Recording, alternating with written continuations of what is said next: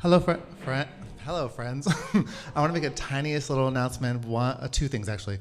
One is that such an incredible pleasure to see everyone here. We love Murmurations. We love every artist that comes through the door. But this has been such a sweet pleasure to have Murmurations be hosted here. So, thank you. Yay!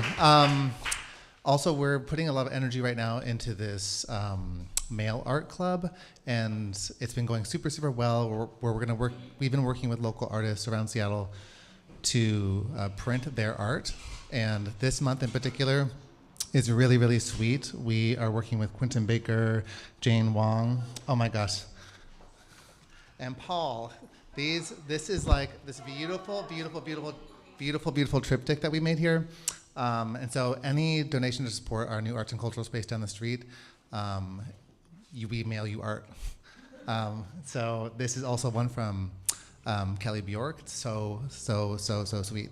Anyways, if you're curious or know someone who wants to have be in a mail art club, that sounds funny. Send them our way. And also then I want to just bring up Jen.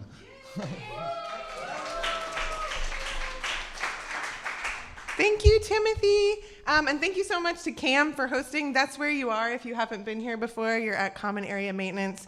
And Timothy and his team here make this space available to all kinds of artists to do all kinds of creative things, and they're amazing. So thank you for having us. I'm Jen.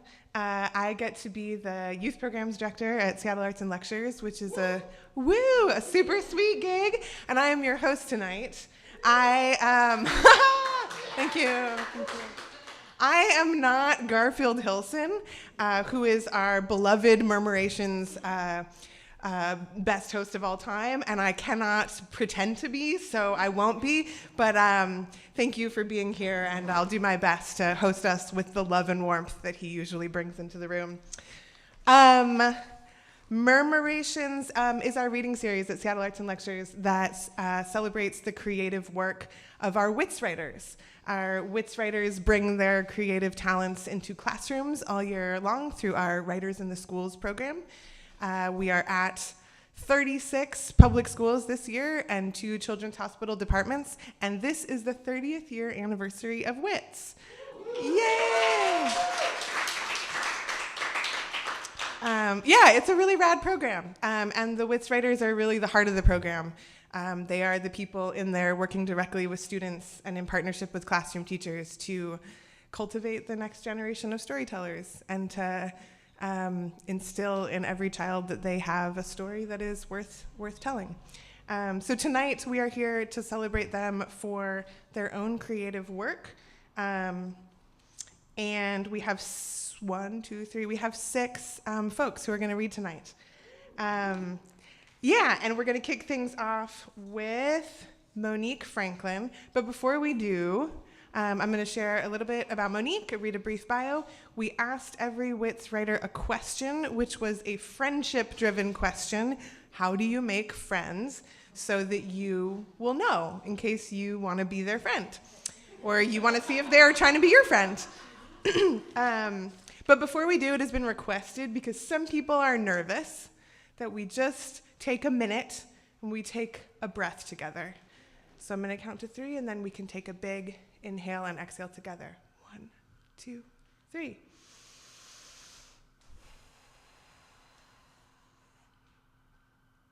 And let's just do one more on your own count.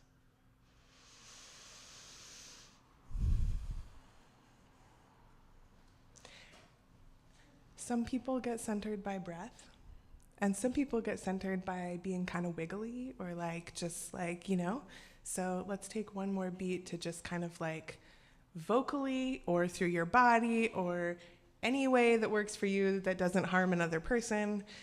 Just kind of ooh, or but bigger. Oh! Okay, we're gonna build up. Okay, because that's fine. Everybody's nervous. Okay.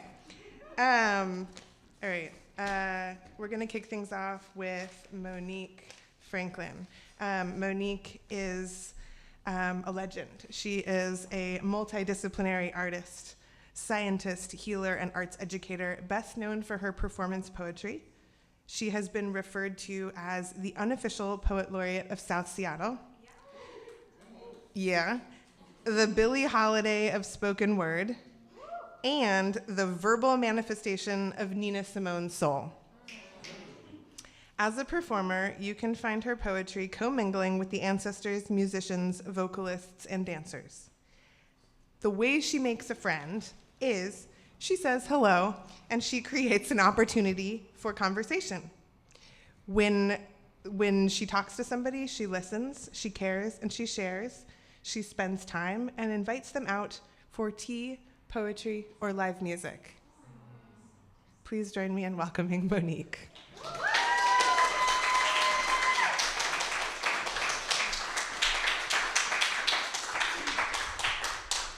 Well, you guys are a beautiful, beautiful audience. Thank you for having me here at Murmurations.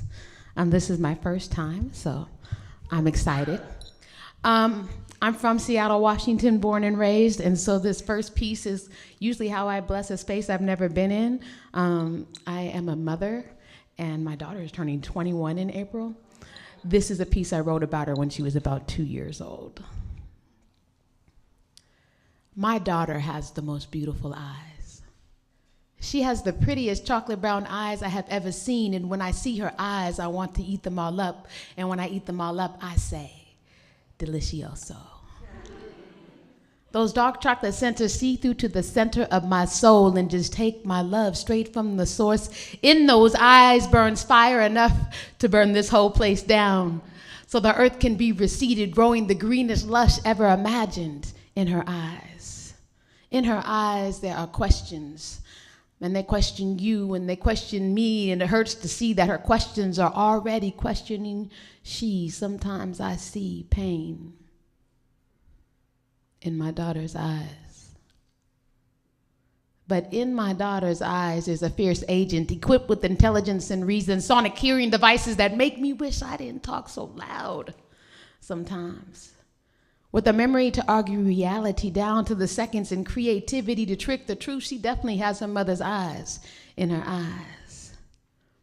In my daughter's eyes, the most beautiful eyes, the wisest eyes, I find joy. And after those sleepy eyes close after another day of living, I find peace in my daughter's eyes. We were laying in bed the other night, and she started talking to me in her poet's voice, and she said, my mom has the most beautiful eyes. She has the prettiest chocolate brown eyes I have ever seen.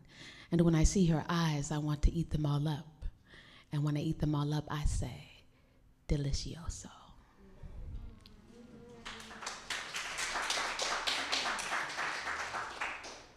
So tonight I'm gonna share some pieces that I've written a long time ago or I have in my bones, in my body, and then some pieces that I've written more recently that I have in my phone. And so I hope that you guys enjoy them equally. When I share with my students and other artists is like, some of my most profound moments with an audience has not always been my most well-rehearsed moments. So do not give up on the power of what is real when it happens. This piece is called A Child of the Earth. Once I was a child of the earth who knew the joy of barefoot percussion, of the sticky wet marriage of water and dirt, and the mud pie deliciousness of imagination. Only a hop and a skip away from the feeling of home, from love that I always held in my heart, no matter the wilderness abound. My curiosity was a dandelion seed set adrift, rolling and riding the riptide of a breeze, determined to grow wherever I landed, wild and free like a deep breath in the old growth of the forest of eternity. I was 4 years old the first time I survived. Pulled abruptly from my path, I lost my way. Over time, the violence began to pile up, and I laid down like worn wooden slats, holding myself together. to be a path strong enough to be walked on without so much as a sigh from the trees or the dreams that fell in this forest. I couldn't see where I was going on this man-made path I did not make, in this vessel that I did not shape, this body, this frame, this gender, this name, this race, this face. Is this me? All given. This shame, this blame, this take, this rape. Why can't I keep myself safe? Why did this happen to me? This is the world that we live in. This hate, this decay, this misplaced pieces of me. Am I okay? Who am I now? I heard myself say. I'm lost, not found in the forest. In this forest, surrounded by warm water songs, the sound of the falls and the birds and the wind and the banana trees and the palms, tears fall.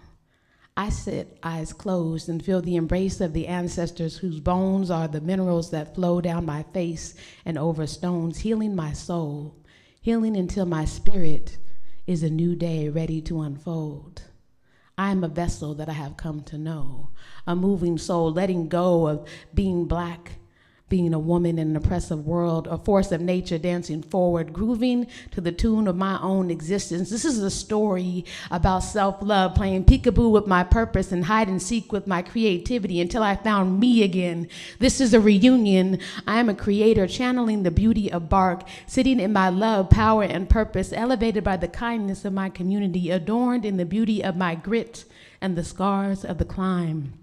Blossoming liberation for the minds of every generation to find. Whenever I miss my ancestors, I play seashell telephone. I dance and splash for the freedom we now share. I feel the push of their power and the salt of their sacrifice. I remember where we have been, and I remember who we are.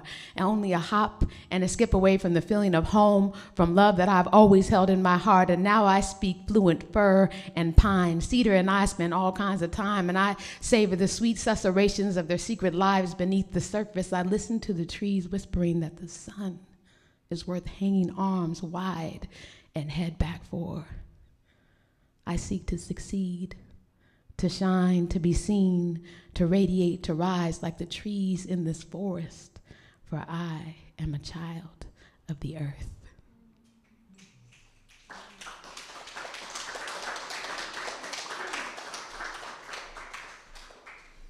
I am a fan of jazz music. This next piece is very much an ode to jazz. It's called Heaven Is Me. Heaven is me, swinging from Duke to Basie, from star to star. I tried to do it, that duet. But I got tired of covering up scars, so I soloed outside of his ragtime composition. His cage made of bars. Hailed Cab Calloway, the driver of my getaway car. Those big band-born hip cats allowed me to leave that riffraff on a high note that spoke, motherfucker, I ain't your pitch. We finished. I sailed away on my musicianship undiminished. My solo debut imbued my bass with hues unabused. My tune wasn't all blues. I was brand new and feeling Nina Simone good too. See, now I'm a smooth walking bass line, plucking with no regrets, living my life upright with no frets, stepwise. I am giant steps from a time where I was too shy to shine. I find perfection in Ella's voice, intimately imitating any instrument of her choice while scatting. How high the moon? Does it touch the stars? How high the moon? Does it reach up to Mars? Though the words may be wrong to the song, I'm asking how high is the moon? See, I'm gonna continue to find myself inside of these performers. My latest muse is that brother blowing his horn over there on the corner. You see him, don't you? He moves music, tones played and punched with body jives and jumps. Sound seems to live and die on his fluid flesh. He is the surface of the sun, hot and glowing. This jitterbugging musician is a magician tugging sound out of fat air. Music hung out to dry. He's plucking notes from the closing line and throwing them out the crowd as if to say, here, you try that on. And it fits perfectly. As he arches his back, he broadens his stanza, birthing notes. His labor pains are painted plain in contorted facial arrangement. It is purely possible that he could play without an instrument, but no.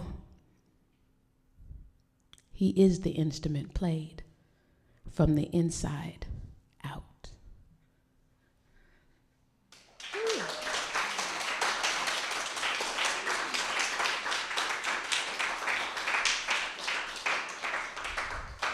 All right, if I keep this up, I think I can get these in my 12 minutes. All right, here we go. This piece is a piece that I dedicate to Billie Holiday. It's called Break Open the Blues. I also dedicate it to like being a single mama too. Break the blues open. I dare you to break open the blues until you can hear every shade and hue trickling down like what can I do drops in the morning. This loss won't stop haunting me now. Can't shake you no how. Just leave me alone. I've got those Monday blues, straight through Sunday blues. Good morning, heartache. Here we go again. Break the blues open, spinning like a tired old soul at the age of 45, needle in the groove. Spin those 45s in succession and watch them, those tears come running from the corner of mama's eyes where she hides her well-grown matters. Dip your ladle and sip her sadness. She makes matters of her own soft like mattresses by covering them up with slick sheets. She cheats and sleeps on hard times because she's realized there is no use in wondering why. Money, you have lots of friends. They're crowded around your door. But when you're gone and spending ends, they don't come around no more. Break the blues open because a lonely pain like this would have beat the snot out of Superman. A deferment like this would have everybody taking out college loans. But somehow she makes it alone on the memory of what a little love can do, what a little moonlight can do, like, ooh, what a little moonlight can do. Wait a while till that little moonbeam comes peeping through. Through her darkness, her indigo days, she keeps singing because talking to oneself ain't cool, but singing to oneself is acceptable. Like eating all your vegetables, especially those ones we strangely call fruit. Southern trees bear a strange fruit. Blood on the leaves and blood at the root. Black body swinging in the southern breeze. Strange fruit hanging from the poplar trees. See, mama somehow knows how to make juice, even out of strange fruit. So go on, go ahead, I dare you. Break open the blues. I think I'll leave y'all there. Thank you so much.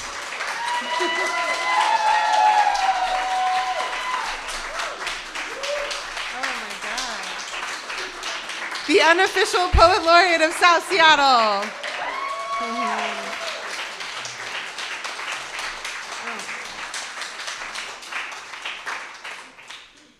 Thank you for speaking and singing to us, Monique. Our next reader is Cypress Manning. Cypress is, yes, never stop that. Yes. Cypress Manning is a queer trans writer, artist, and educator from Taos, New Mexico. They received their MFA in poetry from Sarah Lawrence College in 2019 and are, this is an outdated bio, they used to be a Hugo House Fellow. For Cypress, writing is a process of self-making, a way of engaging with and in community, and a powerful practice of embodiment for all people, young and old.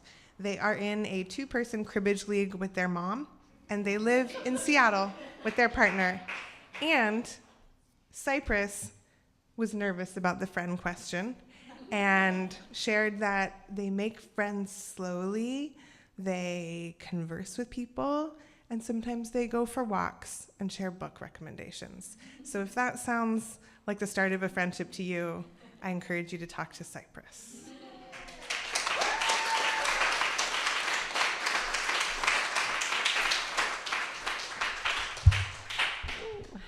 I hate mics. I'm going to read the beginning of a piece that I wrote at mineral school. So it's a couple weeks old. And I don't have it with me, but it was made in tandem with like a knitting project. So there's like 3 sections. Yellow is like birth and healing, blue is fear and trauma, and red is sex. What will you do with your loneliness? Heavy burden of sun, 31 stitches for each year I've lived, increases, then declines. What were the first things I knew of the world? A strange woman's hands and the little wailings of water against the roof. Something small can be ugly too. I had no function or control over my body. In this room are ghosts, not mine. They don't creak, but seem to sweep across the floor like something silk moving in the wind. Too much to bear, too quickly. Who else from childhood has died and left their holes behind? Unlike the birth hole, where my mother, still tender and swollen and sewn shut, moved earth around the yard, speaking to my tree as she did so. I was born with 2 placentas, one a thin yellow film, crust in the corners of my eyes. What did I dream of as a child? Golden flowers floating in the sea, van brakes disconnected, my bedroom doors swinging in the night, how my mother let me catch butterflies and keep them in my room until they died. Who learns first about death? My pain made me desire his, to be disconnected, unclosed, clasping at myself again and again. Every story is the same, no matter how different the needles or the hands that hold them. I unfolded your tongue, it acting like a paintbrush, each tooth its own tool, this drawer with its knife and the notes taken. I promised to unstick myself from the cycle, where I close my eyes and imagine the inside of his mouth, my blood tasting weak and watery. Even God made the wheat and ground the body, sitting here against the summer-sunned fields, on the edge of losing, leg untethered. Now I can ask for what I want, to be slammed back into my body instead of out of it. I am unable to speak about birth without mentioning pears, plastered between my teeth, thin-skinned and bruising. Every day I let liquid out of my lips.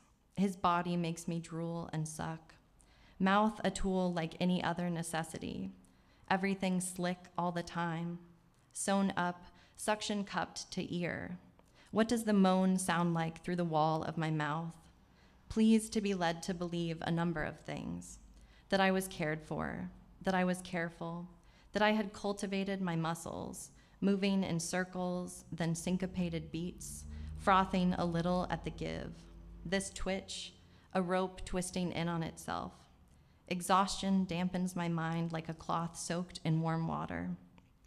I can choose a color to represent something in a tapestry, but the poem, like the person, is nonlinear, and each item intellectualized and held at arm's length is a braid of strings tangled together.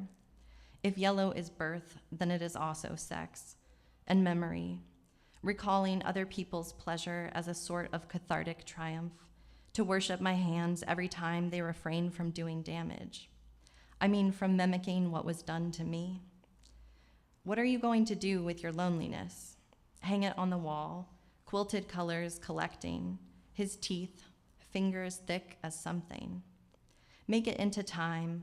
In this hallway with the lights on, the room still squeaks. Every person I've ever loved is a ghost. I spend days zipping my head closed, ignoring the signs, causing offense and misunderstandings. I have always been so afraid, especially of losing control, allowing myself vulnerability, to close my eyes with a man when he is in control, to trust that any pain I receive will have been simply exactly what I asked for. Why such a fascination with power? with desire? What is the fear that comes from the interest or devotion of a good man? What is a good man? Steady, reliable, a horse that pulls the cart. But even he can be spooked. When I was very young, my best friend had a horse, easily startled, wild, and I remember riding her once when she took off, our out-of-controlness reinforcing the others. To be out of control is the time I wish most to not be alive. To manufacture control is the draw of BDSM, of communication. To give someone permission over my body is fine, but to believe that they won't use it to destroy me in irreparable ways, impossible. Men have destroyed me over and over again. I'm all fissures and tongue.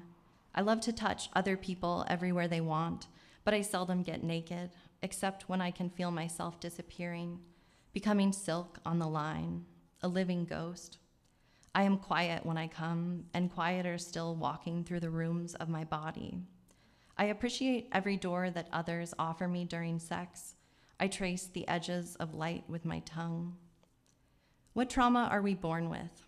Tracing the birth canal, spiral scar tissue, the constellations at night, getting head, her hands pressing me against the house's wall, hair too short to grip. The river at night in Taos, the naked bodies of my friends in different stages of submergence, surviving the current, intoxicated in the darkness, surviving his behaviors specifically, each instance of violence, a little disappearance of yellow. Even as I grow, my body becomes smaller. How has disappearance served me? I want to be grateful and let it go. Each time I arrive at a body, it is new. Every moment, its own experience, except sometimes the past creeps in, a fog between me and my clit and their hand. I watch as my orgasm becomes further and further removed, little dribbles I swipe up with my mouth to share with another's mouth. What does it mean when people finally start to want me? Maybe it's just that I had been unattentive before. In the ballpark at 18, he presses bruises into my skin, and I feel more alive than I can remember. How difficult it is to let myself be desired, even though I spend so much time desiring others. When I was born, I contained everything I needed to eventually become this conglomerate of cells, misshapen into a gender that will need disavowing, and also much more love than I give it. People always say we are not our trauma, but what am I if not shaped by my experiences? Am I too gentle during sex? My trauma dictates that care is vital to giving, but sometimes to care for another's needs, one must exert extreme force over their body. Some birds can survive falls of hundreds of feet, bodies bouncing down cliffs, rubbery and light. What has my body survived, and what hasn't it? At what stage do I enter the water? You know, when it finally touches your groin and it's shocking to your whole system. Sometimes I can't believe that we engage in sex with others at all, truly brave this type of defenselessness. My favorite kinds of hands are large, thick ropes against me. I have been invisibly tied up for so long. I want others to see it too. How do we externalize the internal? How can I let you touch me where I most want it? Just between the ribs. Only one guy ever went straight for my top surgery scars with his tongue, and I want to feel comfortable asking for that from others. The sensation so intense, partial nerve damage. The color yellow, the color of breath, the way my skin warmed when she pressed against it, her eyes in the direct light of the sun.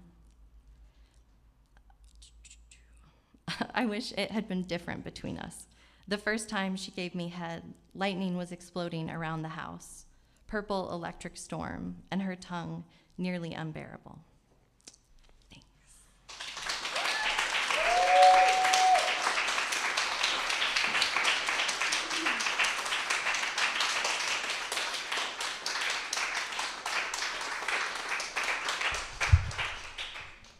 Thank you, Cypress, for trusting and sharing with us such a poetic investigation of such important things.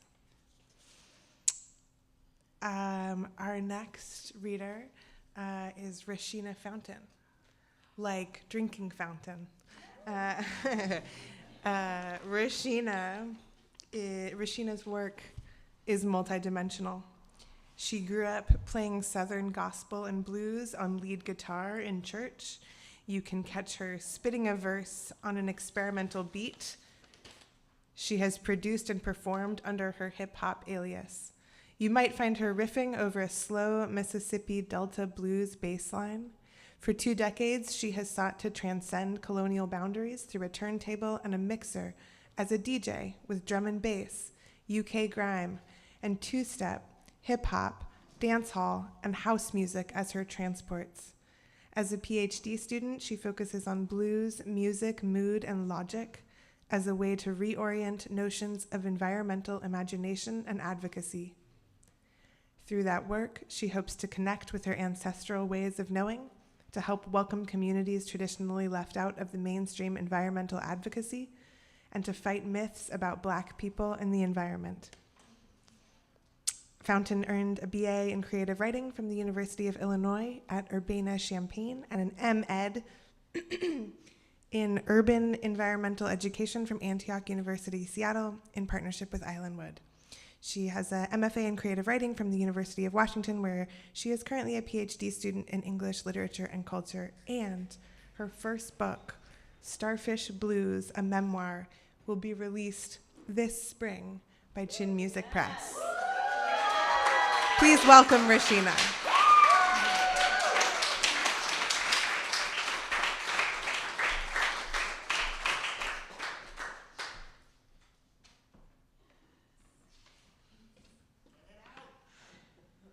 It's going to be a prop for a bit, but comfort blanket.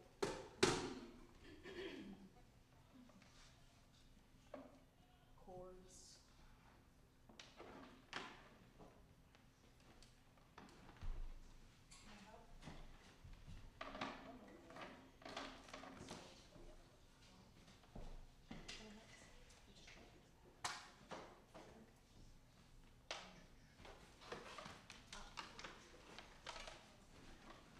All right, that should be good. That should be good. I think so. I hope so.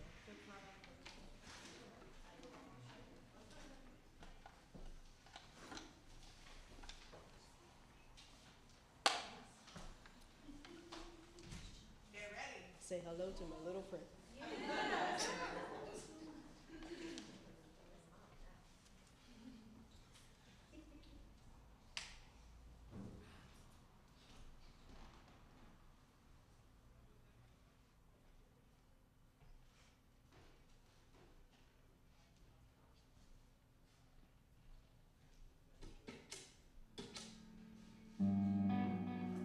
We don't want that right now, though. All right.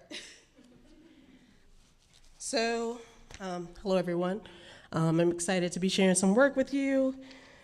Work that I've been reading to myself and performing to myself for a long time. Y'all know how that goes. So the first piece I'm gonna share is an unpublished creative nonfiction piece, maybe in my work that's coming out. And then the second one is I'm working on a climate blues poetry album. And so this is one of the first, songs, things on there. That's a work in progress. Holy Ghost Blues. As the Holy Ghost, God came to us in many forms. In slow Baptist church gospel hymns where voices drag, dip, and whine collectively. I could feel God in True Vine's fast-paced guitar and organ riffs that threaten Holy Ghost shouts. Baptist and Kojic church services are different, and I never saw grandma shout like Dad's side of the family at True Vine. And shouting scared the hell out of me. The dancing and being overtaken by an uncontrollable spirit that didn't look safe to me. I'll admit that most popular TikTok dances look like the Church of God in Christ Holy Ghost. Except the music when catching the spirit was fast tempo runs that made eyes roll into heads. Most people Holy Ghost shouting were in their 30s and on up to the elders with canes. I was told that catching the Holy Ghost was a sanctified privilege and a sure sign of freedom from sin. But I spent most of my days at church mentally trying to avoid the ghost. I was scared, but I knew fear was a sin. So I was stuck somewhere in between Zen and constipation sitting in my church pews. I could tell that my family had found some versions of freedom, even if I couldn't quite embrace that freedom in this space. I was hiding, scared of being sniffed out like a bloodhound following a scent trail. My secrets were howling wolves, the blues before I picked up the guitar and started playing them in church. I'm a sister outsider like Lord. So my blues are complicated. I was quiet in my youth, and the blues guitar gave me voice. I could express myself on guitar freely, without judgment, as long as I wrote the riffs and stayed on key. My journey to the blues on guitar was not linear.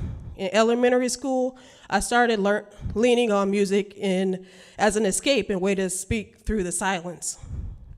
Dad had given me an acoustic guitar, but back in Chicago, I didn't feel invested in learning the guitar. I was more interested in rap and began writing rhymes during the first year at Nash.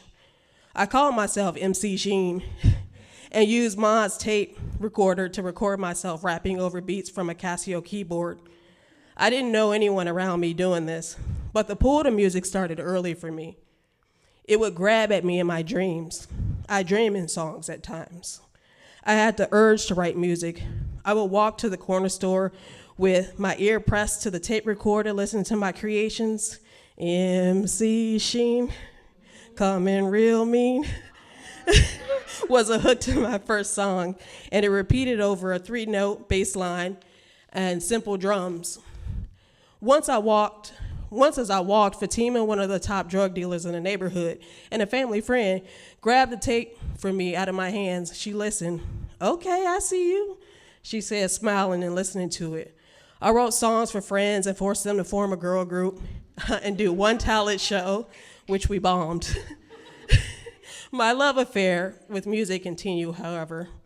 I became serious about guitar when I went to live with Dad in high school.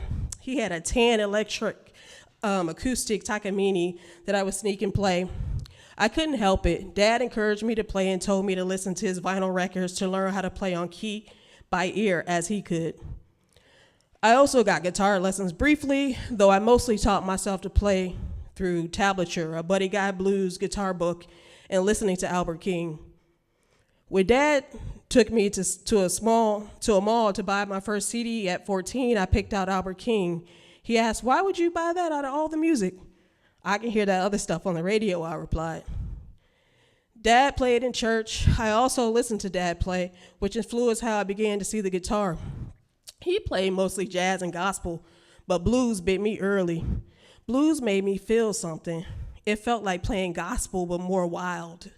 I was told that playing guitar in church was for the Lord, but blues felt like it was for myself. Blues guitar allowed me to say something, to express pain and sorrow, completely get lost in the feeling of freedom without guilt. Blues made me feel joy. Blues could hold my despair. It would calm me and welcome me. The blues, the beauty mixed with the tragedy, are what keeps me up at night and has made me question God. Even as a child, when I looked at Austin, beyond the church walls, I could see that we hadn't reached the promised land. I questioned if the American dream was a dream for us. The American dream seemed to happen in the white suburbs that I lived in with Dad. I ain't see the American dream on Chicago Avenue in Austin. I saw hope, love, and sacrifice. We knew our neighbors, fed each other, cried with each other, and laughed together. My stints in the suburbs never offered me that. I often felt isolated in the burbs. I still feel separated and disconnected from community as an adult, now miles away from Austin. My blackness is a threat in the burbs. The burbs are where I witnessed that racist shit, the other end that I would grow accustomed to bearing. I stopped rapping temporarily and began playing the guitar in church, in my room, wherever I could, whenever I needed a friend. Blues felt like a haven. As I age, I long for the Chicago blues, the repetition, the bass, rhythm, guitar, drums. In slow blues, the longing and the sorrow, the constant could get slow and steady. I play rhythm, guitar, bass, and a simple shuffle on drums, but I've always loved to riff over the constant with lead guitar. Improvisation in blues is still confined to the notes and that key, the constraints, but how you improvise over that melody is spiritual, a reimagining over the constant. You can pluck and stomp on frets with fingers like church shouts and preachers stepping on the devils, on the constant legacy of enslavement, racism, the slow, steady bass line that changes pitch but never dissipates. The constant in Austin was mass incarceration, war on drugs policies, over-policing and police brutality. The slow, repetitious bass line was my friends and family lost in crack addiction and thrown in prison. The Chicago blues is disinvestment in Austin, food deserts, and the lack of black ownership in the community. Blues is redlining us to death. Blackness is that stomping, the improvisation, the refusal, the resilience, the creativity, the unexpected, the guitar riffs. Improvisation is summer block parties, Fred Hampton, backyard barbecues, house music, footwork, Jessie White tumblers, icy cups, and grandma's garden.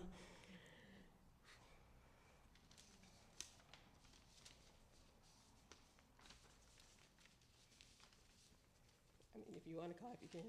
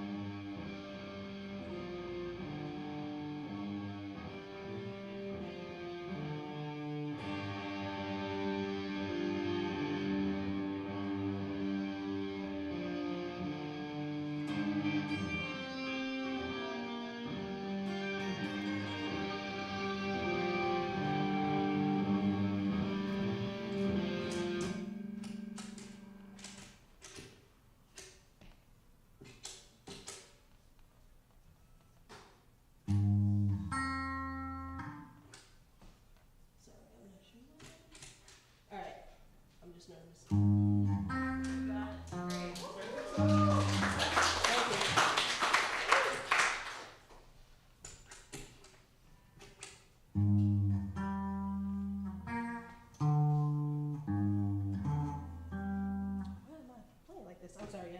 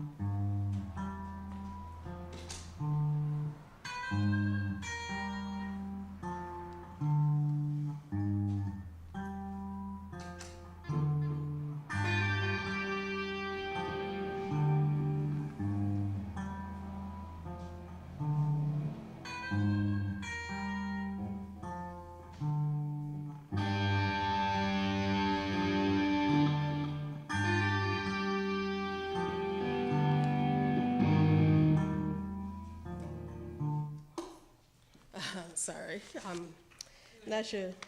Let me do it up. Let me do it one time.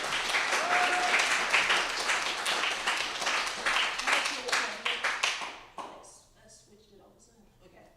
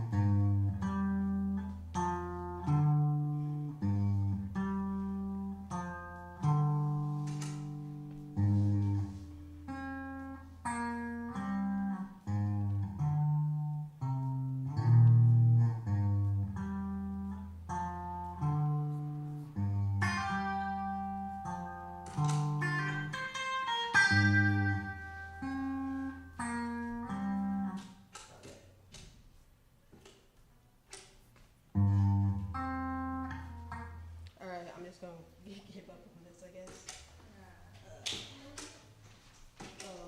But I will read the poem, if that's okay.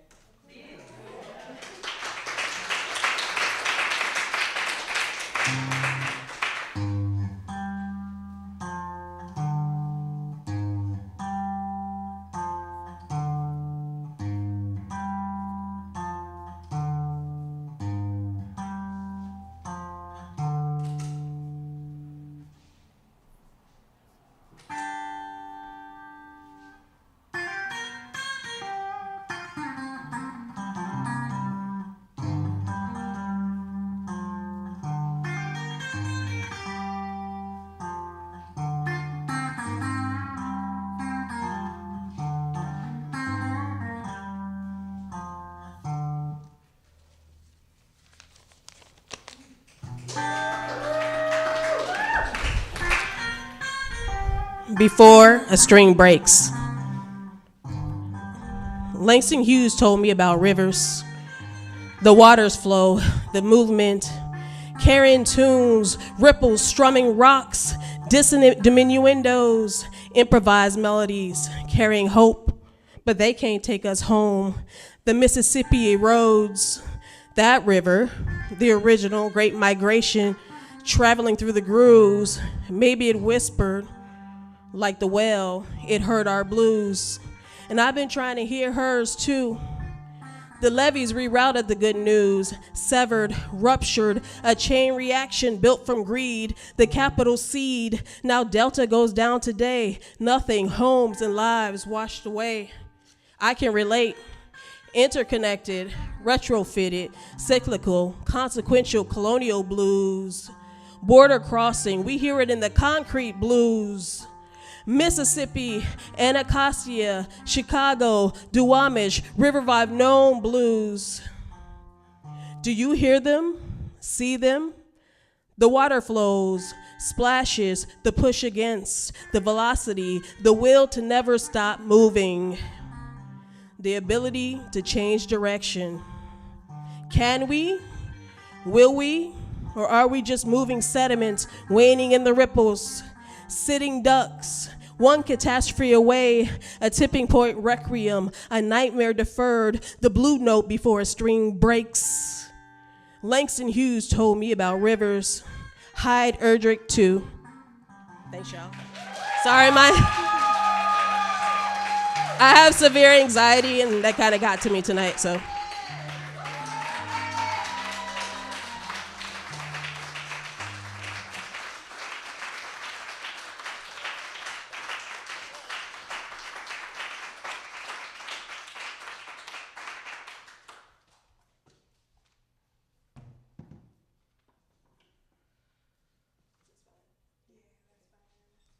Thanks, y'all. Thank you, Rasheena. We'll just have to catch your next gig.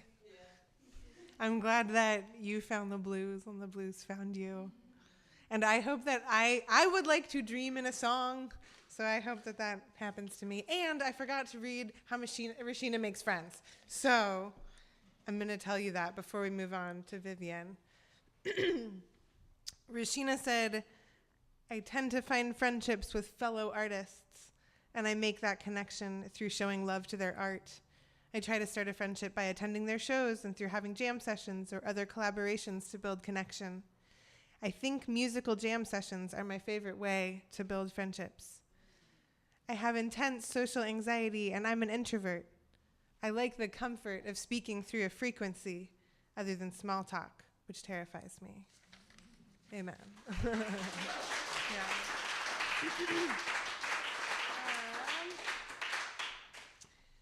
Next, you're going to hear from Vivian Li. Vivian is a Seattle-based comics artist and illustrator. She tells funny, charming, and kind stories about occurrences both everyday and fantastic. Last year, she released the first edition of her comic cookbook, ABC Cooking, which shares recipes and stories of how she learned to incorporate Chinese cooking into her everyday life. She was the S. Fremont Bridge Artist in Residence in 2023, hanging out on the bridge, and she owns a risograph, and her favorite fruit is watermelon. These are her friend-making techniques. 1, bring some yummy cheese and crackers, and then proudly take credit when somebody is like, who brought the awesome cheese? 2, sing karaoke really well. Her go-to song is singing both parts from I've had the time of my life. She thinks that showing off her range is good. And 3, she likes to do a nice dance in the corner like a bird. Please welcome Vivian.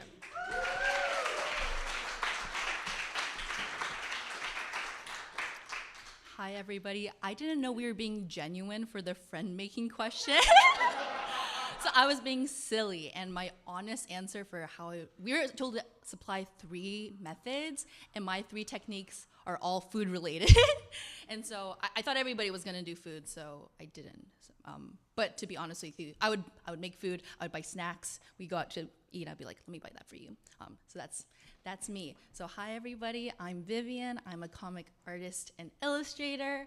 And I'm gonna be honest with you, I feel very strange and awkward about reading comics to people because 1, I'm looking at all of your faces and I feel like it's a lot of pressure for you to be like reading the comics and be like, oh, that's funny, right? So I wanna be like a low pressure environment, but also, so like I made these slides and they're over here, so sorry to the friends on this side, you might have to like strain your neck a little bit. And I also made notes. And also I'm like not a super bossy kind of person, so I don't wanna tell you how to read comics. And for example, could I have the next slide, please? I don't look at the pictures when I read comics. I'm like very interested in like the movement of the like plot and things like that. And so my eyes are little like magnets from like text bubble to text bubble. And so it'd be mean of me to be like, look, but also look, this is the stuff that I make usually. Anyway, so I made the slideshow instead, and I thought we could just have a little story time about things that I've been up to lately. And this is a Murmurations exclusive. I'm never gonna use the slideshow ever again. It was a good use of time. And so, can I have the next? Yes, also, I have Timothy in the back, so I'm gonna try to do a sly nod, but I might just also be saying next slide, please. And so recently, the thing I've been up to is I made 8 fruit dogs that I cut out of wood and hand painted. Here they are. They started off as illustrations, as you see here, but then one day I was like in the park and I was browsing Instagram in the park, and I saw a call for art due that night, and they were like, we have these empty storefronts in Seattle and we want to put local art in these storefronts, and I really wanted to do it, but it was due that night. I was like, well, I should do something like beautiful and like big paintings, but I didn't have time because it was due that night, so I submitted the fruit dogs, and I thought, surely this is too silly for Seattle, because they look silly, but I guess Seattle is just silly now. And so my proposal was accepted, and so then I actually had to make these fruit dogs, and so I developed this very good method of projecting the dogs onto my wall, tracing them onto newspaper, cutting out the stencils, tracing onto a piece of MDFs, using my jigsaw that I bought 4 years ago and never used to cut them out, standing them on the steps of my building, primed them and painted them, and they're beautiful. And this was all happening at the same time that my family was visiting me for a week, and so my family was also involved in the process.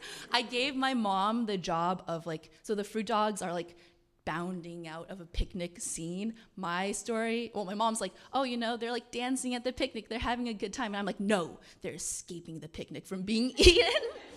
And so my job for my mom was she had to make all like the field of flowers that was gonna be in the background. And when my mom does something, she does it hard. And so I would be like up at 2 a.m. like I need to pee, I need to drink water, and the dining room light was just like on, and my mom's like on YouTube and she's like researching how to make paper hyacinths, or like coming up with new methods to make flower stems because we ran out of floral wire, and she's like, well, I need to do something, and I'm like, we could go buy some more tomorrow. She's like, no, I'm gonna do it now.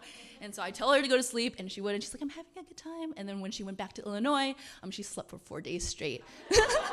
But she had fun. And so it was truly a team effort on my family's part. And so now the dogs are up in the window, and the installation is called Gogua, which is a Chinese pun, and I'll spend the next 12 minutes, 7 minutes talking about things related to that adjacently. And so I don't know most of you, so I'm going to just tell you right now, I'm an extremely stubborn person. And so when people ask me where I'm from, I'll tell them I'm from Illinois, because that is true. I am from Illinois. And if people are like kind of nosy and rude and they're like, but where are you really from? I'll say, okay, you know what? I'm from Macomb, Illinois. It's like the western part of Illinois. We have very small town energy. And they're like, no, but where are you really from? I was like, okay, you got me. I was born in Elmhurst, Illinois, which is in the suburbs of Chicago, but I don't really identify as being from Elmhurst. I really feel like I'm a small town kind of gal. But what they really should be asking me is where my parents are from. And my parents were both born in China, and they immigrated here to freaking Illinois in like the 90s. And so I have lots of effects, as you can imagine, growing up with 2 parents who were originally from China and not super confident in English. Some of these things are like, I had really bad table manners growing up, because like in a Chinese household, it's okay to bring your bowl up to your face and use your chopsticks to like shovel the rice into your face. But going to school, in an American school, you have these styrofoam trays, and I tried, you can't lift the styrofoam tray up to your face. And so obviously what I did was logical. I brought my face down to the styrofoam tray, and my friends would watch me shovel things into my face, and they'd be like, you're disgusting. I was like, I didn't know. I thought that was okay, but it's not okay.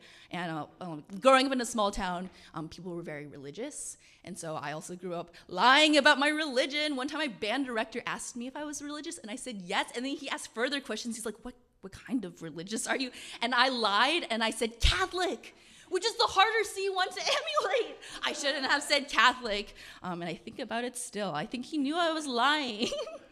And so because English was my parents' second language, and also my second language, I grew up not knowing how to pronounce a lot of things, but I have ironed all of those issues out. I pronounce everything perfectly now, and that's a Vivian guarantee. You'll never catch me pronouncing anything wrong, ever.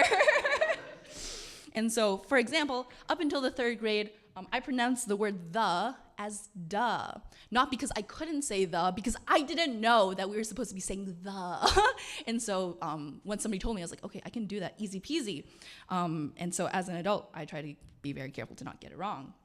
But recently, I found out about Chicago accents. And if you are not familiar with it, I'm still early on in my learning process for the Chicago accent, because I think it'd be really funny if I had one in my back pocket. But Chicago accents are, okay, and I know you're from Chicago, and I feel really bad, but they're like very nasally, and like you elongate your vowels, so you have like, I'm very early on, milk and eggs. But also, most notably, the is switched to duh, like da bears. And so maybe instead of having like a silly accent myself, I was just having a really cool Chicago accent that my teachers like stamped out of me. And I really wish they hadn't done that. That's the thing I'm going with. Another example of my bad pronunciation that lasted a bit longer than third grade was mango. The way you say it in Chinese is mango. And so that's like too similar to the English pronunciation to really be ashamed of it until college. And so this super interesting thing about this is the word for fruit in Chinese is guo. So mango sounds similarly to mango, but linguistically has the same meaning in Chinese that indicates that it's a fruit. And this is called phono-semantic matching. And there's no joke here. I just thought it was very interesting and wanted to share with you all. That's so cool. Next slide, please.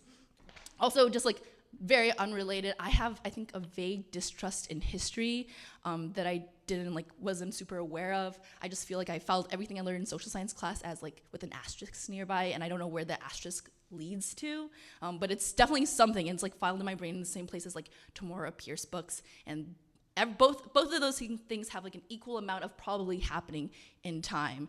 And so I think my suspicion is that this resulted because my parents grew up in China during the Cultural Revolution.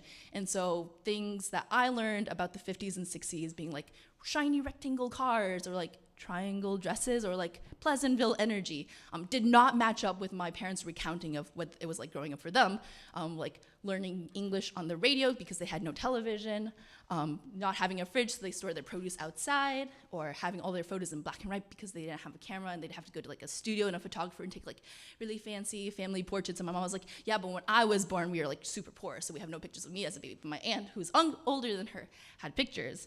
And so I actually, when preparing for this presentation, I was chatting with my mom, and she was like, I learned English through the radio, and they had this program that wouldn't teach you like any useful phrases in English, but instead would teach you spelling.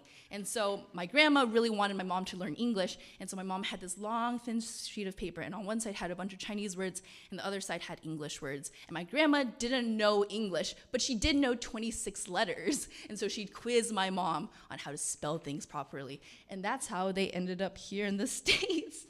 And so, but looking at their photos, it looks like people from like a long, long time ago, which did not like match with anything I learned in school. And so I think that's why I'm a suspicious person now.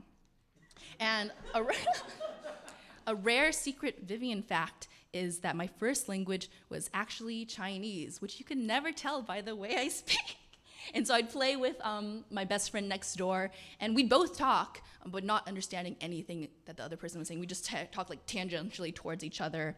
And eventually, obviously, I learned English, but I put no like progression effort into like progressing my Chinese, so it's like perpetually stuck in a 5-year-old's capability, but with a very unique and weird accent. And so my parents did try to like bully me and scare me into going to Chinese summer school. And my mom would threaten me. She'd be like, as an adult, your brain will be dumb and you won't be able to learn languages anymore. So you got to learn them now while your brain is still malleable. But I refuse to believe that a baby can do anything better than me. And so I think if I really wanted to, I could still learn Chinese. And my siblings and cousins grew up more well-rounded than I did. They learned English and Chinese at the exact same time, but that was problems for like their first few years of speaking, when it was all like a weird mush in their little baby brains, and I was the only one who could understand what they're saying, like supposedly, and so I would translate for the adults. I'd be like, Teddy wants brownies, let's go get brownies, and I would manipulate the children. But the tables are turned now, and everybody's Chinese is better than mine. And so now when I go home, my family's like talking about what we should have for dinner, my cousin, who's 8 years younger than me, will turn to me and she'll be like, they think we should have noodles for dinner. I'm like, I know! The food words are the only words I know. You don't have to translate that for me. I'm good. And so my family is all in Illinois now, which is sad because I love my family. But I do think it has improved my communication with them a lot, thanks to technology. And so I text with my family a lot, for example, and then it goes both ways. Like my family will pick up like modern slang, like "okie" down in this bottom from my mom. That was all me. I taught her that. Sometimes she'll go "okie" with a bunch of E's, and I think that's very cute. And with my grandpa, what we'll do is we will text in our own respective languages, him in Chinese and me in English. And so what he'll do is he'll just read my English because he's a beast and knows many languages. And I will copy and paste his messages and put it in Google Translate and have Google read it to me because my listening comprehension is better than, I can't read Chinese. But my grandpa's also like a very like literary minded guy. One time I had my friend like translate one of his messages for me so I could use it in a comic, and he noted, he's like, your grandpa is very poetic. Can I have the next slide, please? Oh, and then so like sometimes I'll have to have Google Translate actually translate for me, and you can see sometimes when he does choose to use English, it appears, vibes, a new word I first meet, I like it, good night. And so sometimes I decide that I should push myself, and with the help of technology, I can pretend like I know how to write Chinese. I don't know if you guys are familiar, but there's this like thing called pinyin, which is a combination of like letters and accents to show how words are being pronounced. And so I have this keyboard installed on my phone, so I can just type out the things that I would be saying in real life and just kind of guess which characters are the right ones. And in Chinese, you have these like signs on the side of characters sometimes that indicate what kind of word they are. So for example, on the left here, we have bing, which is the word for ice. One of my fourth graders, unrelated, they're learning Chinese in school now, and then he'll come up to me, and when he sees me, he's like, where are you from? I'm like, China, because I know what he's meaning. And he's like, bing ziling, which means ice cream, and every time he sees me, he's like, bing ziling, and I think that's very funny. But anyway, the word for bing has the 3 dots on the left of it. That's the shades part, which means that it has something to do with water, because ice and water. Anyway, so I can sometimes guess what characters are the ones that I want. But this is not a foolproof method when you take into account for like dialects and accents, where pronunciation is getting me once again. And so my family is from Beijing, and the Beijing accent is adding a lot of like sounds to the ends of words. So for example, the word for flower is hua, but my family says huar, and the word for door is men, and my family will say mer. And so I think this could potentially be the Chicago accent of Chinese. But not all words have like the added to it. And so there are some secret words that I don't know that like are affected by our dialect, and those are the ones that get me. And so like bing, oh wait, sorry, that was not a sign. So like the word for popsicle is bingguan, but we say bingguer. And so I'll type it in and I'll choose a random one, and it's an immediate self-report to my family that I have no idea what I'm talking about. And so according to non-Beijing people, our accent sounds very posh and snobby, so maybe it's not the Chicago accent of Chinese. Next slide, please. There are a couple of things that are like go-to for my family whenever we're like having fun together. One of those things is reciting idioms at us when we're being idiots. And so 2 my grandma always said to me. The first one was 三心二意, which means 3 hearts, 2 intentions, which means stop being distracted and focus on what you're doing. She would also say 水流石出, which means when the water flows, the rocks will appear. And I was never good at listening to her. I would play piano and then read a book at the same time because I didn't want to be practicing piano. My room was super messy, so I never learned anything other than these 2 idioms.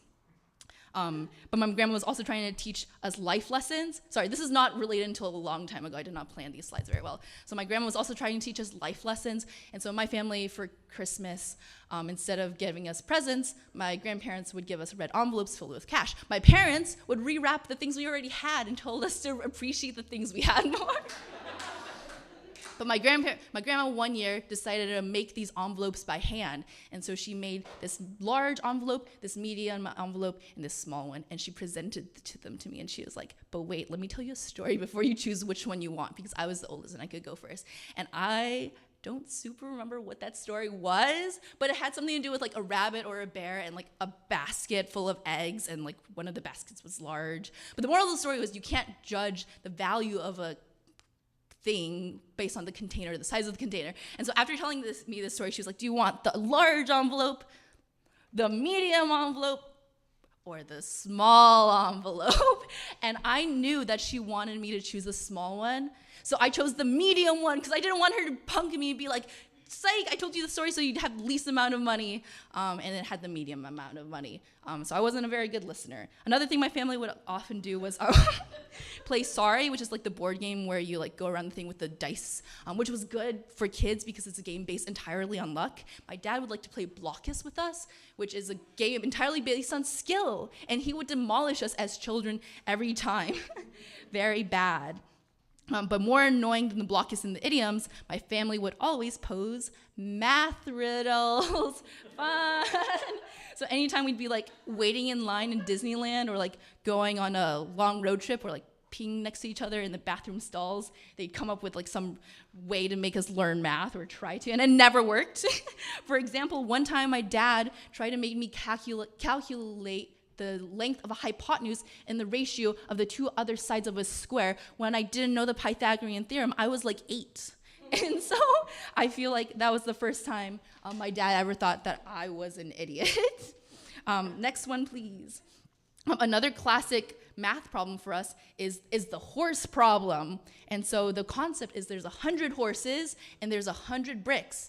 And there's, of course, different types of horses.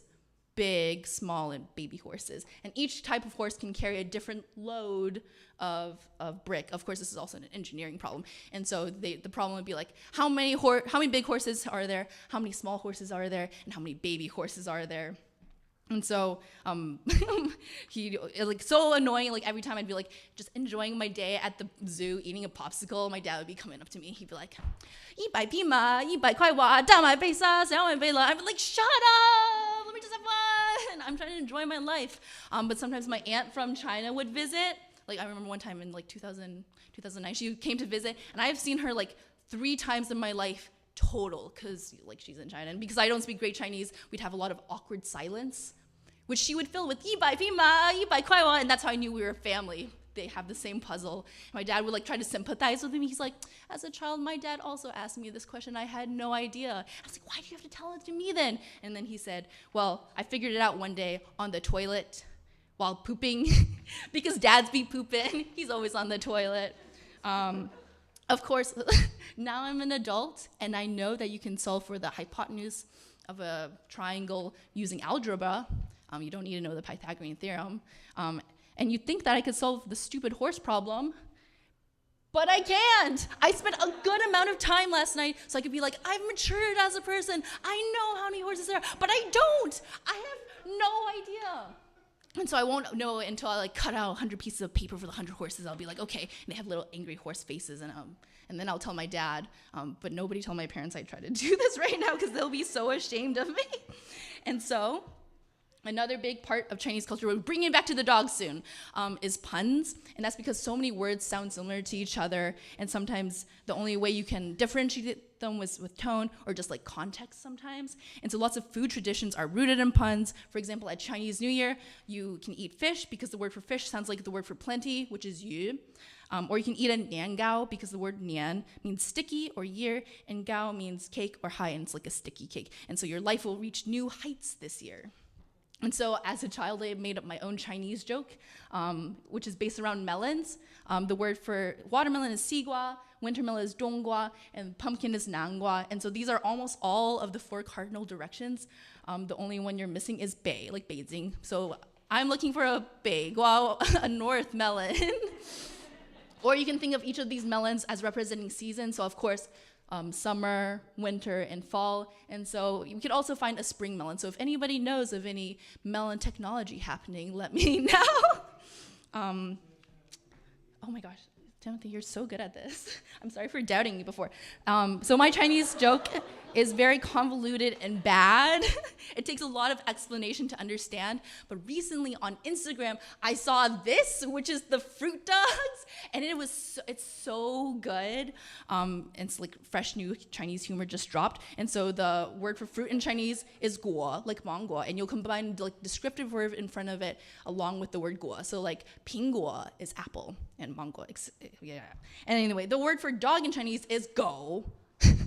So you might see where I'm going with this. The words sound similar. So there's this video on Instagram, and I didn't know we'd be doing lots of music things today, and I'm going to contribute my bad song, which is the song goes, bingo, mango, gai singo, putao go, holongo. And then they just show a bunch of like cute dogs, and there's so many different things. And I saw this video over a year ago, and has latched into my brain. I am so obsessed with these dogs, so much that I drew a bunch of them and then I carved them out of wood. But it's not super healthy to obsess over things too much, so I've tried to brainstorm some fresh new Chinese puns to replace it in my heart, and I thought I would debut it today at Murmurations for you guys. And so I don't think any of them are as good as Gogua, but you tell me. Can I get the next one? Ooh. Thank you. The first one, Mao Mao, Mao being cat and Mao being fuzzy, or moldy cat. Next slide, please. The second one is long. Can I have the second slide, please? I'll explain the concept first. Lung means cold and long means wolf. This one's my mom's favorite because she says they're cute. Thank you, Jen. Cold wolf. They're having a good time. Next one, please. My third one is shi, which is poop lion, or shi, which is a wet lion. And finally, my favorite one, qiong xiong, which is a poor bear. And when my mom asked me how a bear could be poor, she had no idea what I was talking about. And so, nothing can really beat the originals, though. Can I have the yeah? So if you would like to see the fruit dogs and all their happiness, they are up until August in a window 1 block east of Westlake on Mercer Street. And maybe you'll pass by them on the street. It's across from Mohai, and they'll make you smile. And I'll keep on obsessing over them for like another year. And so I'm Vivian. You can follow me on Instagram as Vivian's Like Fruit, and I'm so happy to be here.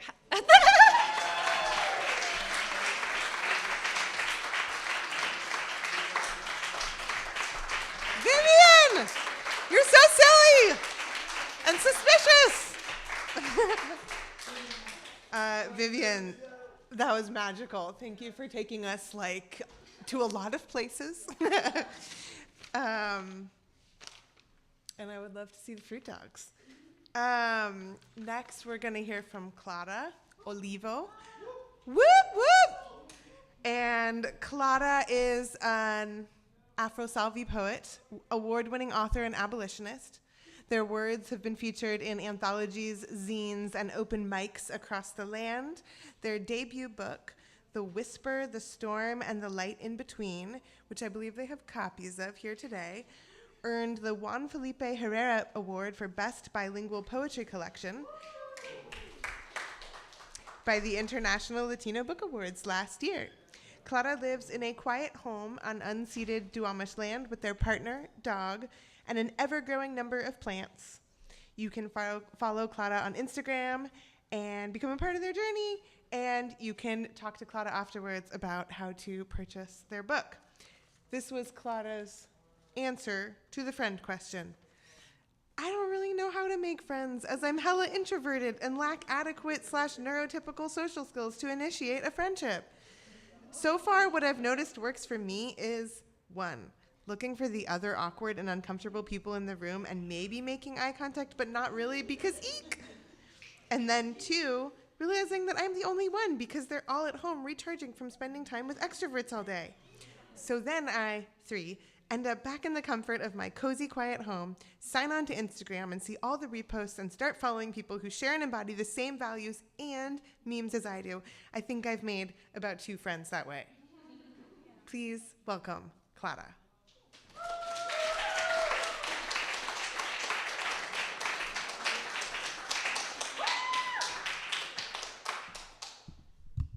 Howdy. I'm Clara. I'm really happy. I'm really nervous to be here.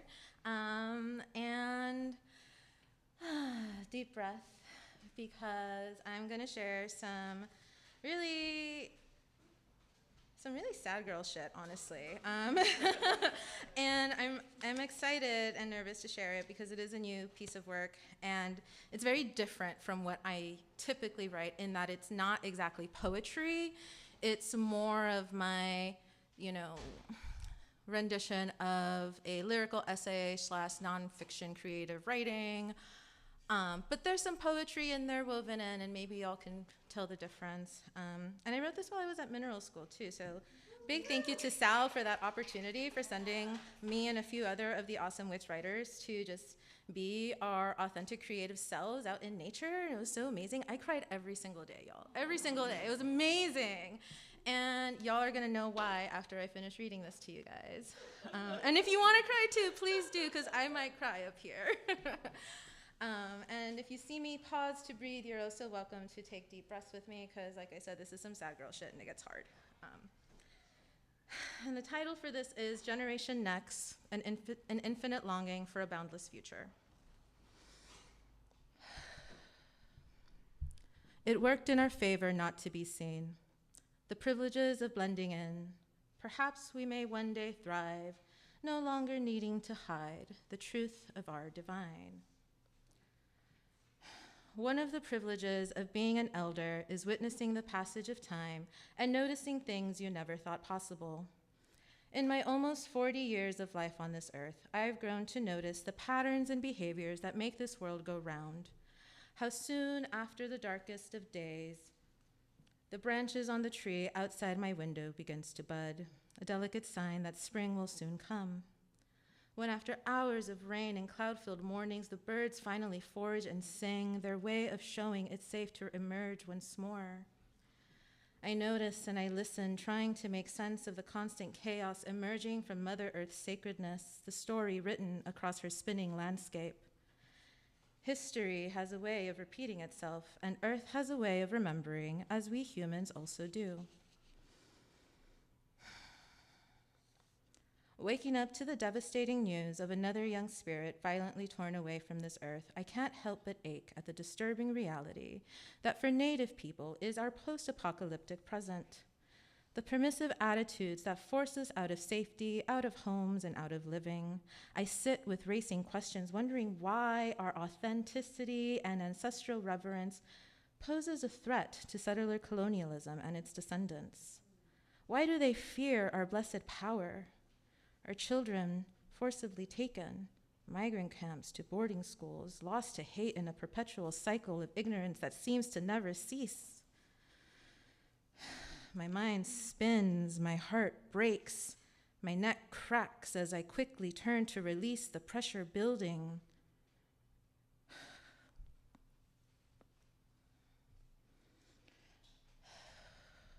I feel every crevice of my cervical spine snap, crackle, and pop, quivering at the static crawling up and down my nape, letting the tears roll down as I learn the name of another child lost to violent anti-queer rhetoric growing and festering on our land. Next, Benedict, the system failed you in ways I never thought possible. Ways I tirelessly fight to disrupt to ensure you and young people like you receive the future you deserve. Only now you won't be there to grow and steward the possibilities sown from your efforts and dreams. As a teen, I never imagined I'd lived into my adulthood. With the privilege of time, I've grown to witness the parallels to Earth and her children, the way power is wielded in an uneven playing field set up for people like me and next to fail. How the most precious and powerful crumble under the heavy, suffocating foot of man's folly. I only survived because I didn't have the care and courage next had to be their authentic selves in the world. To be seen as my full queer self wasn't a risk I ever felt safe enough to take. I longed for a chance to simply exist in my skin without the labels white supremacy and heteronormativity opposed on me. But I couldn't, not then, and certainly not as a teenager coming up in the late 90s. It wasn't until relatively recently that I began to undo and unlearn the deeply internalized lie that I am broken. simply for being beyond the binary. And I'm trying to make sense of this and this madness in a linear way, one that gets me to bypass the feelings and move through the process, to get me to stop crying and get back to work as a contributing member of society, rather than a mentally and emotionally unstable hot mess. The thing about madness is the inherent impossibility of existing within linearity. I think about my ancestors and remember how language was stripped from their personhood, unable to speak to the land and the tongue they nurtured together. How I'm crazy for wanting to dig deep and learn our ancestral ways, to find the connection in their erasure to my own. Living with CPTSD means being a time traveler, revisiting places and moments you wish you could forget, better yet, never experience. Dipping into the epigenetic fears buried deep in your DNA, moments that only make sense when you stand back and take a longer look at our collective timeline.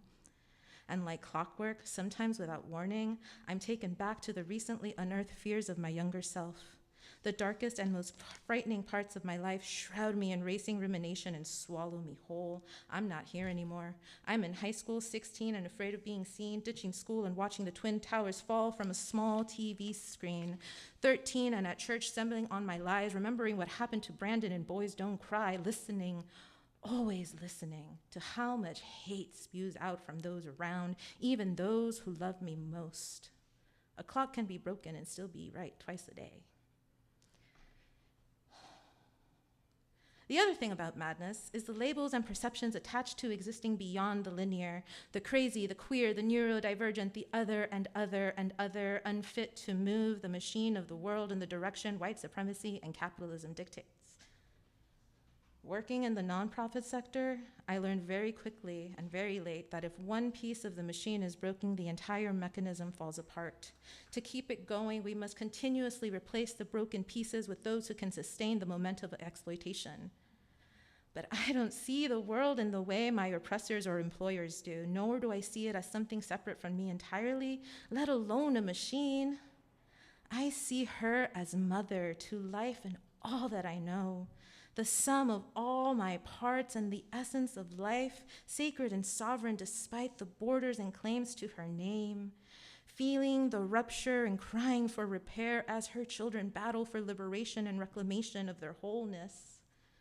The thing about madness is I believe this with my entire being, know it to be true, while society simultaneously seeks to deplete the very breath from my body, diminishing my claims as crazy or worse, a threat. Passing policies that harm bodies like mine, replacing autonomy with draconian authority, instilling fear while inciting fascism, turning communities and land into cindering remnants of their ongoing colonial project. I think of Israel bombing Gaza, the death toll rising every day, demands for a ceasefire unheard, and I fear they will not stop. Madness makes me see patterns, makes me see the story play out in past, present, future.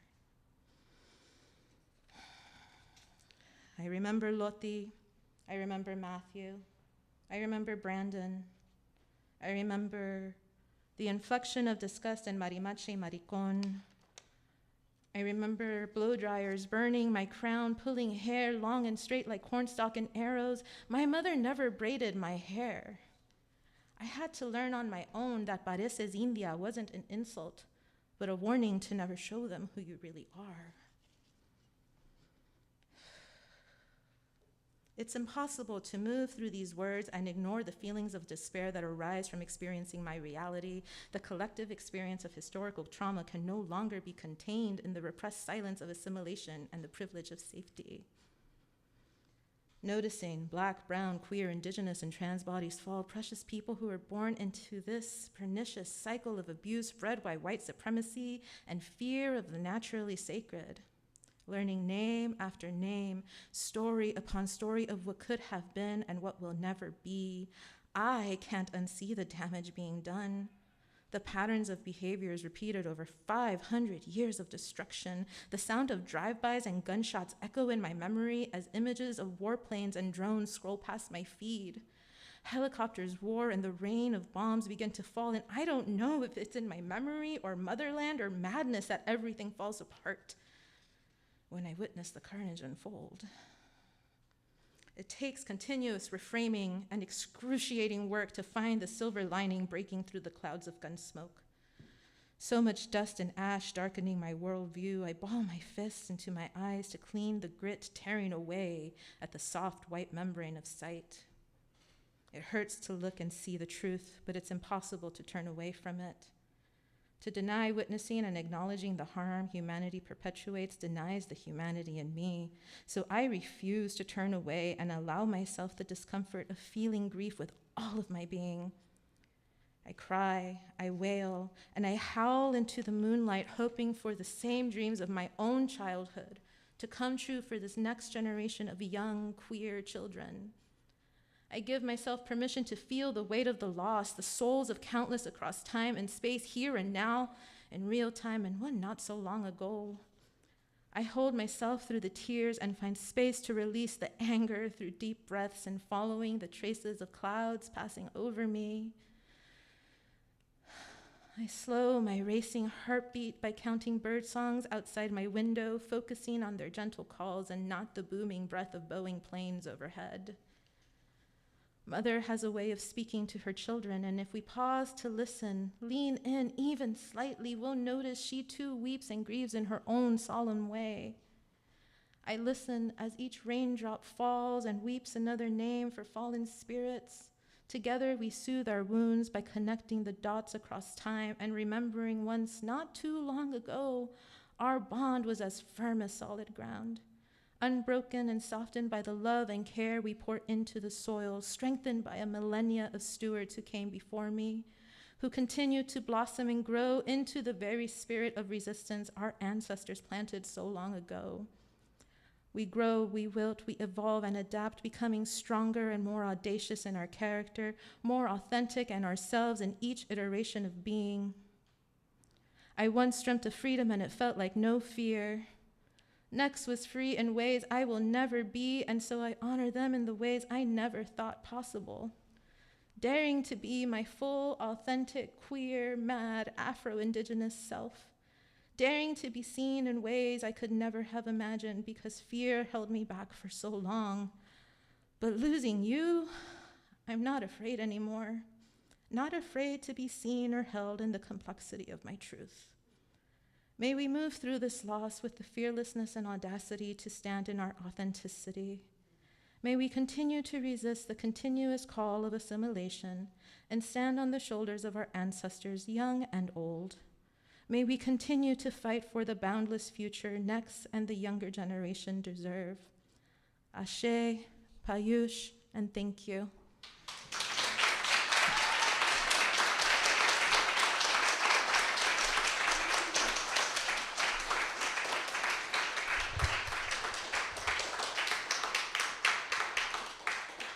Thank you, Clara.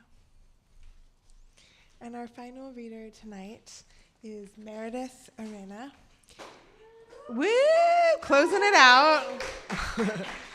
Meredith is a queer writer and interdisciplinary artist. This is Meredith. Water drinker. Meredith is originally from New York City. In addition to writing, Meredith makes photographs, doodles, and sometimes performs.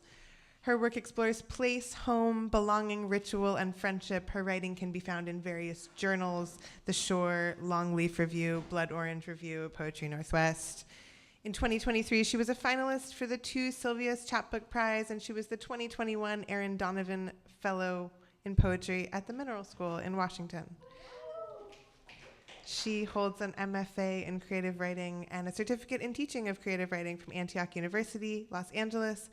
And Meredith teaches with Seattle Arts and Lectures in the Writers in the Schools program and at Highline College.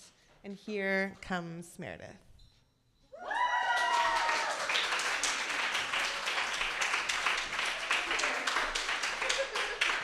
Hi, everyone. Oh my God, what an amazing night. Let's give it up for the readers tonight. Thank you. Fuck.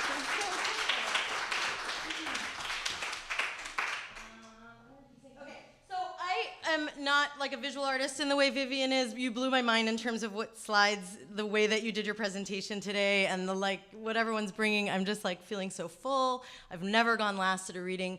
But I will say that the reason I'm messing around with having slides as a reading is because I've been thinking a lot about accessibility in poetry, and like, the majority of my students are English language learners. Most of them just moved here in the last few years, so I think a lot about that. I also think a lot about neurodivergence and like what's happening when someone's just saying words, and just like it's nice to have something to look at. And then sometimes I think there's things that are textual that are helpful to have. So this is like just me taking a first little dip into what that could look like. So that's what's happening.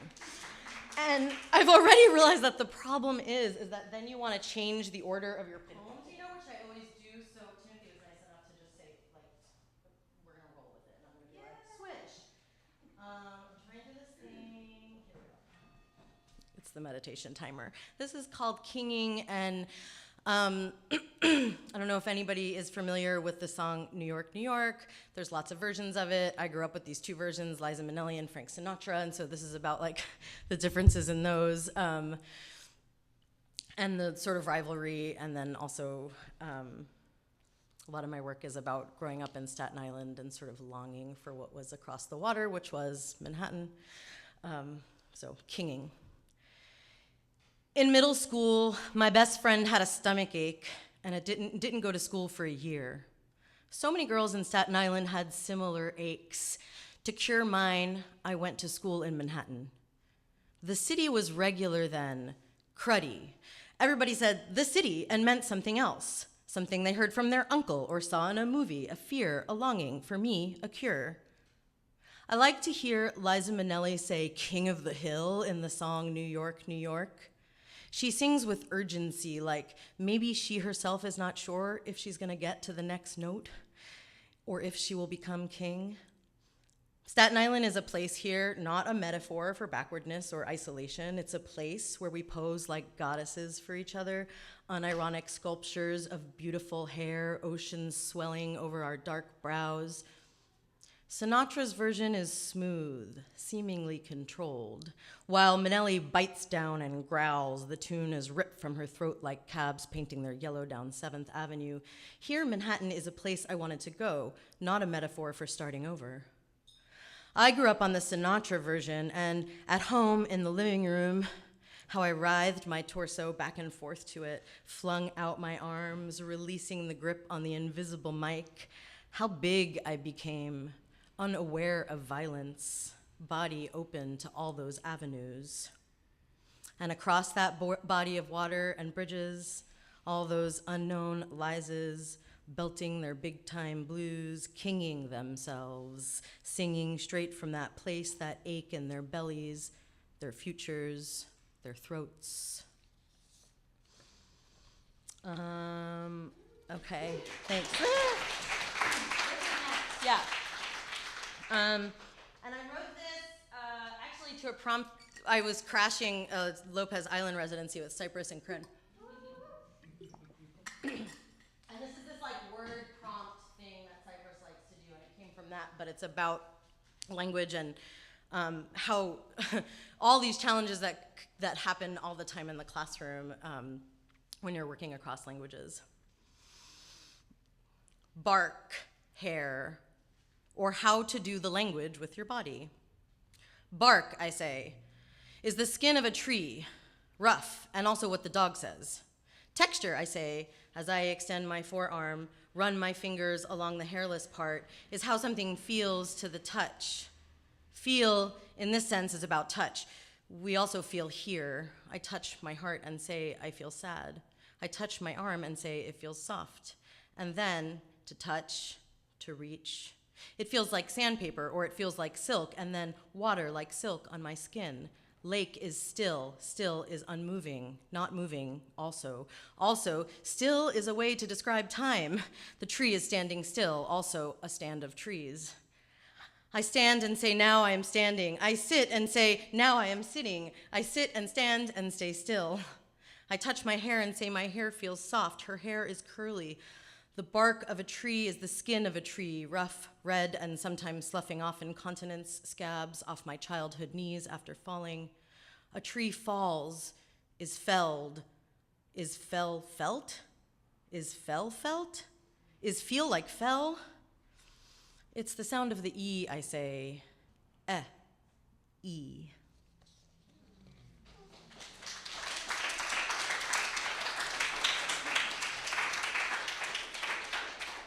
And this is where I'm gonna switch a little bit. So can you go down, keep going, keep going, keep going. This one, yeah. Just because I actually don't wanna end with us thinking about the police, so we'll do it right now. And this is called Police Stole the Moon. Police Stole the Moon. Right now, a poem is being read as I watch a line advance on a screen, the word police printed on plastic moons, helmets, batons, a battle line of gear. A poem is being written and the plastic moons advance, run through us. A line is screamed, a line is cried, a line is fuck you'd, a line dissipates, gives way to horses, tramples the verses, charges, pops and bangs, don't shoots. Everyone narrates, the lines are synchronous but played on many channels. We were going to be in church on Easter Sunday to contort our bodies into hollow chocolate bunnies to be eaten in exchange for paper flesh. The poem is like that, dissolving on my tongue. Right now, a poem is being read as I watch a line advance on a screen, the word police printed on plastic moons, helmets, batons, a battle line of gear. A poem is being written and plastic moons advance, run through us. A line is screamed, a line is cried, a line is fuck you'd, a line dissipates, gives way to horses, tramples the verses, charges, pops and bangs, don't shoots.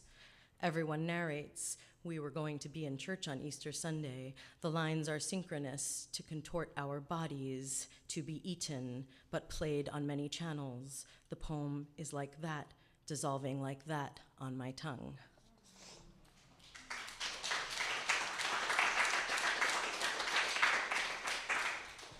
Okay, so now we can go back to that rainbow one.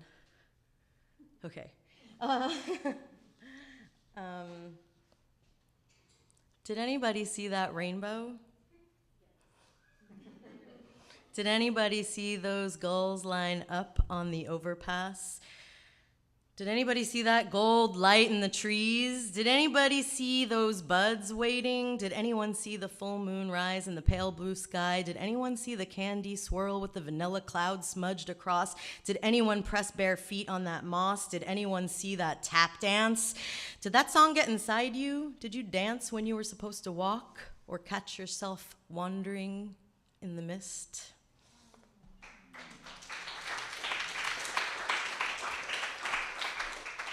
Okay, good. We're going good on time. Okay. Okay, sure, yes, perfect. It's the one I have in my hand. Border. The rim of a ship, edge of a shield, to mark, delimit, to lie alongside, margin, brink, to clot or clod, amassing. Land hemmed in by water or high ground. The river is a tear, the river is a tear, reefa, river, to tear apart, mouth of the river, bend in the river, river of prawns, arm of the river, hem the river, fold the river, sow a root.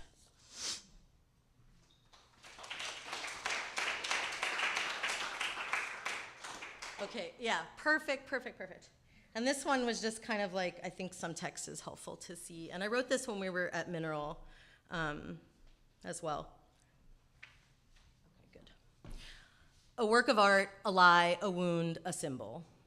A work of art. The sun through the mist, through my window, the mountains stuck between green glowing, a golden white. I lay face down for a while, just feeling the warmth of this. I think about getting off, but then I forget. I forget about things all day long. I go for a brisk walk, and the moss is dotted with frost. Moss is resilient and pines stand taller than houses. The church has a sign outside that reads, "Let us love one another." What does it mean to love one another? What would that actually look like? What would that actually feel like? A morning mist is breaking up more each minute. A lie. When you see beauty, what do you see? When you see love, what do you see? Does love look the same, feel the same? Is it okay for me to say that I don't believe you love? Is it okay for me to assume that you don't love, to doubt you and your love? Let's decide for ourselves where the state's hate begins and our love ends. The state doesn't love us. The state doesn't love. This is beyond irritation. This is genocide, an untreated wound, rotted deep and fresh in the middle, a collective wound. Something that I don't understand is how I just keep going. Alternative captions for every American family photo. Date, in parentheses, during a state-sponsored genocide. 2, date, ignoring the transphobic comment someone just made. 3, date, standing on stolen land. A symbol. The sun glowing through the mist turns blue in a Polaroid image I take. I don't get off, I don't cry, I keep going. My mother taught me to keep going. My mother taught me to get involved. My mother gets involved, I get involved. We don't solve. I am amazed how I still want things. All day long I want. I used to tell myself to want less. This instruction did not work. Allowing myself to want in all forms taught me this. You will always want things. Every child wants something beautiful, wants to be something beautiful. Alternative textbook passage. No child wants to be murdered. Some teens are brave. Some go to prison, others go free. Many children work, others go free. A symbol. The month I turned 46, I saw a coyote and an owl in my neighborhood. The coyote seemed confused. That year, the coyote population had multiplied and there were sightings every day. It bolted across a major thoroughfare towards the green belt. The owl sat quietly on a fence behind my house for hours. What did I want from these animals that I can't buy online? Salvation, grace, wisdom? In Iceland, I came across a statue of a broad-faced lady wearing a long pleated skirt. She is called Settler Woman, and she struck me as very beautiful. She was accompanied by several live feral cats. A wound. When you see beauty, what do you see? A lie. My mother says she is fine. I am scared by how much I want to live, by how much we want to live. I am scared that our desire might not be deep enough. I am so scared I could kill. Am I so scared I could kill? A wound. Here again, the subtitle reads. I don't understand how some people keep moving on and on. I keep returning. I am irritated because nobody will tell me what the right thing to do is. Nobody tells me. I am scared that nobody knows. A work of art. These are future headlines. The day they left was the wound. The rapture was real. The moss that survived the apocalypse. We resurrect our dead.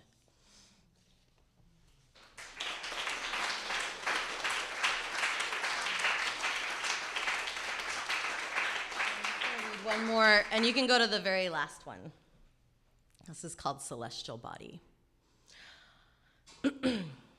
Under a skin of stars, I searched for home. Not a place to claim for nations, but a space between breath and shot, where flash can bind and light is contagious, calling me and everyone into what is vast. Not the point of an arrow or glint of a sword, but the chariot, the winged